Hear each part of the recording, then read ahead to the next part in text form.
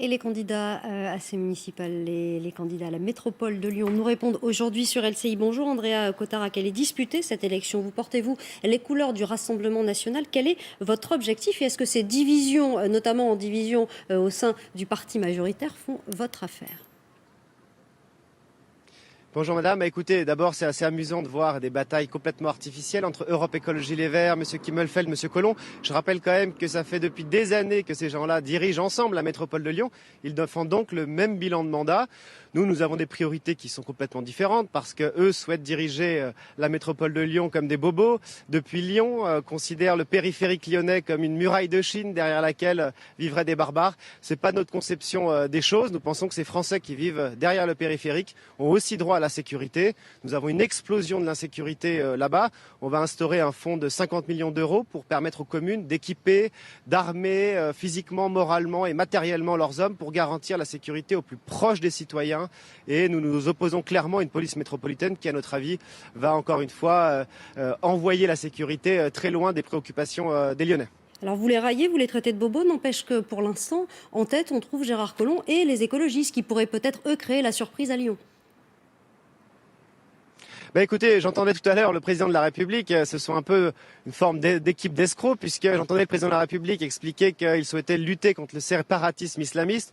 J'aimerais simplement l'informer ici sur votre antenne que cette majorité écologiste de Gérard Collomb et de M. Kimmelfeld ont financé d'énormes projets communautaristes, islamistes, notamment avec l'Institut de la civilisation musulmane, puisqu'ils ont utilisé nos impôts pour financer cela, en partenariat avec des royaumes islamistes comme l'Arabie Saoudite. Donc nous, au Rassemblement national, nous souhaitons défendre la République, défendre les valeurs républicaines. Et si nous n'avons absolument rien contre les Français de confession musulmane, il est certain que des royaumes comme l'Arabie Saoudite n'auront plus lieu d'être ici et seront dégagés, elles et leurs pétrodollars. Donc nous, on est la métropole du bon sens, on est la République qui s'impose, pas la République qui recule. Alors vous portez des accusations auxquelles les intéressés pourront répondre. Vous êtes en tout cas tête de liste pour le Rassemblement national. Non, je peux vous répondre. Votre ralliement. Non, parce que c'est le sujet, je voudrais qu'on s'intéresse aussi à la campagne qui est en cours. Vous vous êtes lancé dans cette campagne. On imagine que quand on part en campagne, c'est aussi pour gagner. Pour l'instant, voilà, on a vu quel était le trio de tête. Votre ralliement à vous au Rassemblement national date des européennes. On voit que vous avez assez rapidement et facilement pris les habits, le discours du Rassemblement national.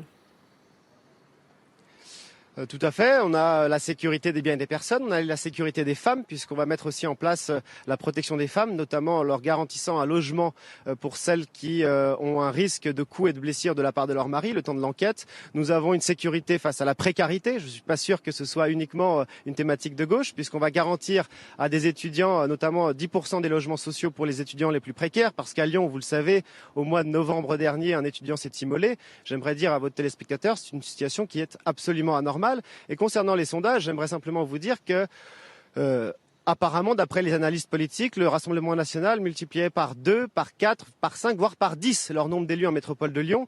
Je pense qu'un journaliste ou un analyste politique, même sorti d'une classe de CM2, pourrait considérer qu'il s'agit là d'une percée historique du Rassemblement national dans la deuxième agglomération de France, qui, a priori, comme vous l'avez dit, n'est pas réservée au Rassemblement national. C'est donc une révolution qui pourrait arriver ici sur nos terres. Eh bien, les comptes, nous les ferons lorsque nous aurons les résultats. Peut-être Andrea Cotarac, et on sortira les calculettes si nous ne sommes pas assez habiles en mathématiques pour les faire. Merci à vous d'avoir répondu en direct à nos questions Merci à vous, sur madame, et merci de m'avoir invité. LCI.